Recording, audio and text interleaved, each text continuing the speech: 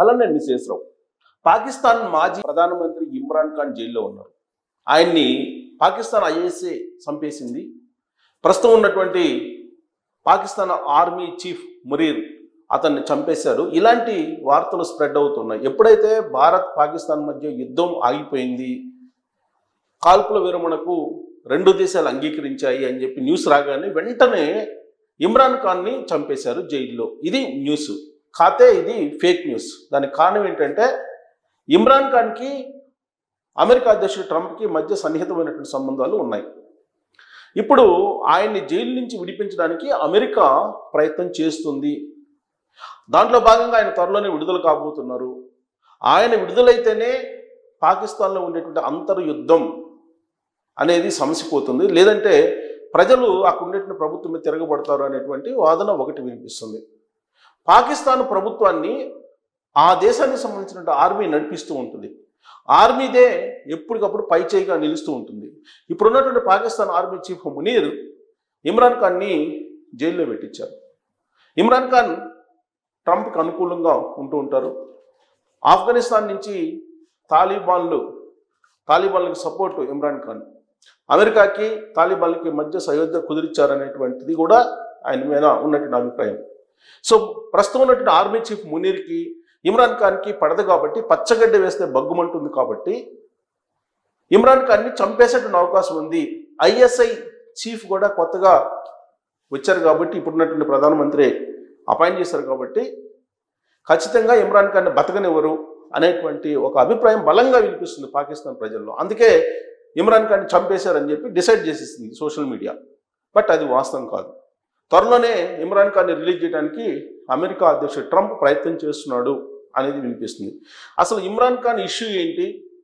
అమెరికాకి ఇమ్రాన్ ఖాన్కి, అలాగే ట్రంప్కి ఇమ్రాన్ ఖాన్కి, ఇప్పుడున్నటువంటి ప్రధానమంత్రికి ఉన్నటువంటి అభిప్రాయ భేదాలు కానీ స్నేహభావాలు కానీ ఏ విధంగా ఉన్నాయి అనేది విశ్లేషించేటువంటి ప్రయత్నం మీకు చేస్తాను, బుల్లెట్ పాయింట్స్ తోటి మీకు వివరిస్తూ. ఇమ్రాన్ ఖాన్ విడుదలకు అమెరికా ఒత్తిడి. ప్రస్తుతం అమెరికా ఒత్తిడి చేస్తుంది. ఎందుకంటే భారత్ నుంచి పాకిస్తాన్ని రక్షించింది అమెరికా. అంతేకాదు పాకిస్తాన్కు అవసరమైనటువంటి $1.3 బిలియన్ బెయిలౌట్ ప్యాకేజీని కూడా పాకిస్తాన్కి రావడానికి అమెరికా సహకారం అందించింది. అందుకే అమెరికా చెప్పినట్టు చచ్చినట్టు పాకిస్తాన్ వినాల్సిందే. కాబట్టి ట్రంప్ ఏది చెప్తే అది ఇప్పుడున్నటువంటి ప్రభుత్వం చేయాలి. సో ఇమ్రాన్ ఖాన్ని విడుదల చేయమని చెప్పి ట్రంప్ చెప్పేటువంటి అవకాశం ఉంది. పాకిస్తాన్ ఆర్మీ ప్రతిష్టను ఘోరంగా దెబ్బతీశాడు ఇమ్రాన్ ఖాన్. ఆయన ప్రధానమంత్రిగా ఉన్నప్పుడు పాకిస్తాన్ ఆర్మీని మానసికంగా బాగా దెబ్బతీశారు. ఎందుకంటే పాకిస్తాన్ ఆర్మీ ఎప్పటికప్పుడు ప్రభుత్వాల మీద పెత్తనం చేయాలని ప్రయత్నం చేస్తుంది. దానికి ఇమ్రాన్ ఖాన్ ససేమిరా ఒప్పుకోలేదు. అందుకే పాకిస్తాన్ ఆర్మీని ఆల్మోస్ట్ ప్రతిష్టను దిగదార్చేలా ఇమ్రాన్ ఖాన్ ప్రవర్తించాడు అనేది పాకిస్తాన్ ఆర్మీ భావిస్తూ ఉంటుంది. ఇంకా అవినీతి కేసులో ఇమ్రాన్ ఖాన్ను జైలుకి పంపించింది పాకిస్తాన్ ఆర్మీ జైలుకి పంపించినటువంటి వాళ్ళే లేరు, చాలామందిని పంపించేసింది. సో ఇమ్రాన్ ఖాన్ పార్టీ పీటీఐని బహిష్కరించింది ఇప్పుడున్నటువంటి పాకిస్తాన్ ప్రభుత్వం. బహిష్కరిస్తే గత ఎన్నికల్లో పీటీఐ తరఫు నుంచి స్వతంత్ర అభ్యర్థులుగా ఎవరైతే పీటీఐకి సంబంధించిన సానుభూతి పనులు లేదంటే నాయకులు ఉన్నారో వాళ్ళు స్వతంత్ర అభ్యర్థులుగా గత ఎన్నికల్లో బరిలోకి దిగి గెలిచి భారీ సంఖ్యలో ఉన్నారు పార్లమెంట్లో.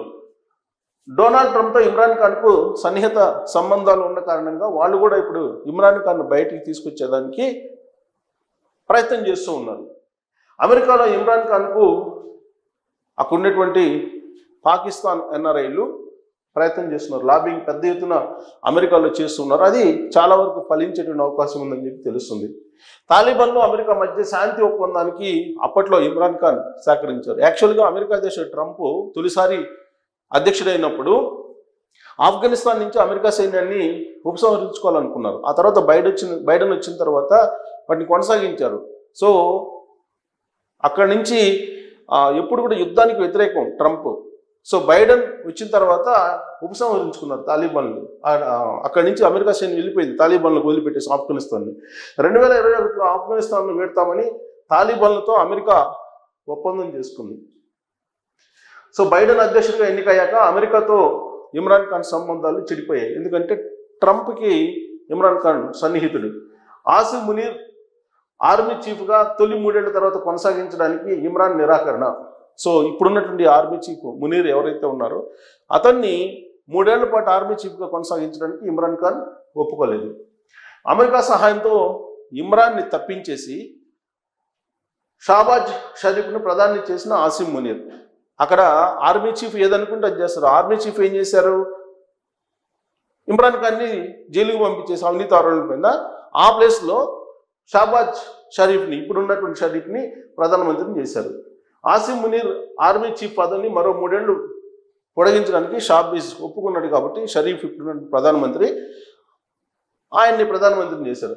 ఇక రెండోసారి ట్రంప్ అధ్యక్షుడయ్యారు. ఈ ఏడాది జనవరిలోనే ఆయన ప్రమాణ స్వీకారం చేశారు. తర్వాత ఇమ్రాన్ ఖాన్ని విడుదల చేయాలని పాక్ పైన ఒత్తిడి ఇచ్చింది. ఎప్పుడైతే ట్రంప్ బాధ్యతలు స్వీకరించాడు రెండోసారి అధ్యక్షుడిగా, అప్పటి నుంచి ఇమ్రాన్ ఖాన్ని విడుదల చేయాలనేటువంటి డిమాండ్ పెరుగుతూ వచ్చింది. బెలూచిస్తాన్, ఖైబర్ పఖ్తూన్ఖ్వా రాష్ట్రాల్లో సాయుధ తిరుగుబాటు, ఇప్పుడు 2 ప్రాంతాల్లో పాకిస్తాన్లో ఇప్పుడు తిరుగుబాటు వచ్చింది పాకిస్తాన్ ఆర్మీ మీద. మనం చూసాం. సింధు నది జలాల మళ్లింపును వ్యతిరేకిస్తూ ఆందోళనతో అట్టుడుగుతున్నటువంటి సింధు రాష్ట్రం పాకిస్తాన్లో ఉండే పరిస్థితి అన్నమాట ఇదంతా కూడా. ఇండియాలో యుద్ధం తర్వాత పాక్ పంజాబ్లోనూ ఆర్మీ వ్యతిరేకత, పాక్ పంజాబ్లో ఆర్మీ మీద వ్యతిరేకత వస్తుంది. అంటే పాకిస్తాన్లో ఉండేటువంటి ప్రధానమైనటువంటి ప్రాంతాల్లో ఆర్మీ మీద ఇప్పుడు తిరుగుబాటు వస్తుంది. దానికి కారణం ఏంటంటే ఆర్మీ చీఫ్ మునీర్ వ్యవహారం నచ్చట్లేదు. ఇమ్రాన్ ఖాన్కి మద్దతుగా ప్రజలు కూడా నిలబడుతున్నారు. ఇమ్రాన్ ఖాన్ రిలీజ్ అయితే పాక్లో ఆర్మీ ఆధిపత్యానికి ఎండ్ కార్డు పడుతుంది. సో దానికి అమెరికా కూడా ఇప్పుడు ప్రయత్నం చేస్తుంది. పాకిస్తాను ఇప్పుడున్నటువంటి ఆర్థిక సంక్షోభానికి కానీ, అక్కడ మౌలిక వనరులు లేకపోవడానికి కానీ, ఉగ్రవాదం పెరిగిపోవడానికి కానీ కారణం ఏంటంటే పాకిస్తాన్ ఆర్మీది ప్రభుత్వం మీద పైచేయిగా నిలుస్తుంది.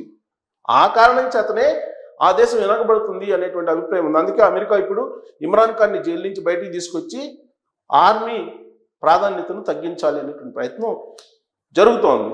అది ఫలిస్తే కనుక ఇమ్రాన్ ఖాన్ బయటకు వచ్చి మళ్ళీ ఆయన ప్రధాని అయ్యేటువంటి అవకాశాలు లేకపోలేదు. ఇది వాస్తవమైనటువంటి పరిణామాలు. కానీ ఇమ్రాన్ ఖాన్ చనిపోయాడు, ఇమ్రాన్ ఖాన్ చంపేశారు జైల్లో అనేటువంటి న్యూస్ ఫేక్ న్యూస్. సో రాబోయే రోజుల్లో అమెరికా అధ్యక్షుడు ట్రంప్ పాకిస్తాన్ ఆర్మీని ఆల్మోస్ట్ నిర్వీర్యం చేసి ఇమ్రాన్ ఖాన్ ప్రధాని చేసి ఆర్మీని తక్కువ చేసేటువంటి అవకాశం ఉందా, అక్కడ ఉండేటువంటి సినారియోని కంప్లీట్గా మార్చేటువంటి అవకాశం ఉందా అనే దాని మీద మీరు